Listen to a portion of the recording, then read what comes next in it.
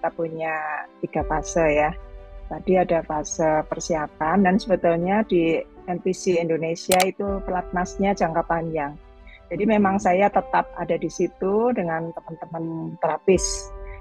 Persiapannya tentu saja tidak hanya kita asesmen kondisi fisik, tetapi juga termasuk mental, kemudian juga semuanya pemeriksaan laboratorium. Kita juga punya peralatan yang cukup canggih, jadi semuanya kita lakukan assessment, kemudian kita lihat faktor risiko cedera pada atlet. Nah, kita sudah memulai dengan diskusi dengan pelatih bagaimana pencegahan cedera atau bagaimana untuk meningkatkan prestasi.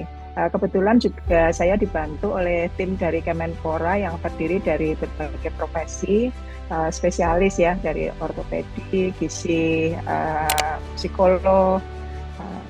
Itu cukup membantu untuk persiapan. Kemudian pada fase di Paris, saya dibantu oleh dokter Tita ya, dokter Mita.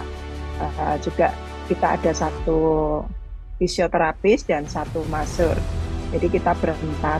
Nah, kalau di sana kita bagi tugas. Saya on field beserta 1 fisioterapis, kemudian dokter Tita ada di klinik di Athlete Village. Jadi kita membaginya seperti itu untuk kali ini. Tentu saja untuk mendampingi pertandingan ya cukup melelahkan ya, karena pertandingan bulu tangkis yang jadi harapan medali untuk Indonesia itu setiap hari berlangsung sampai lebih tengah malam. Lumayan juga ya, jadi SPKFR juga fisiknya juga harus kuat untuk mendampingi ya, tetapi sangat menyenangkan mendampingi atlet. Kemudian untuk fase postnya ya, sebetulnya kalau segera setelah pertandingan kita juga lakukan recovery untuk persiapan pertandingan esok hari karena jadwalnya sangat ketat. Kalau sudah kembali ke Indonesia ya kita mengikuti jadwal dari NPC maupun Kemenpora, bahwa sekarang pelatnas itu berkesinambungan, jadi tidak akan terputus sampai dengan nanti Paralimpik di LA tahun 2028. Karena waktu itu pertandingannya di Paris ya, dan ada juga cabang olahraga yang jauh di luar kota Paris.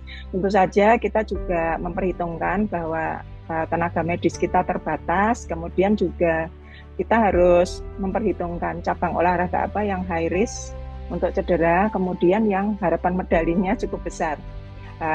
Saya tidak hanya mendampingi bulu tangkis, tetapi kan utamanya di situ. Kebetulan juga hari-hari pertama bertanding, bulu tangkis duluan. Nah, setelah mereka selesai, saya berpindah venue sesuai permintaan.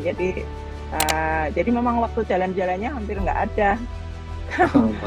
Terus langsung ditelepon, oh ini ada blind judo yang perlu pendampingan ya, saya ke sana. Gitu. Kebetulan dari Athlete Village itu angkutannya cukup mudah ya. Kita semuanya ada bus yang secara berkala bisa membawa kita ke sana. Seperti itu Dokter Rita, tapi memang ada keterbatasan juga akses ya, seperti waktu saya mau mendampingi powerlifting ya, angkat berat, ternyata hanya boleh yang masuk itu ofisialnya 1 gitu.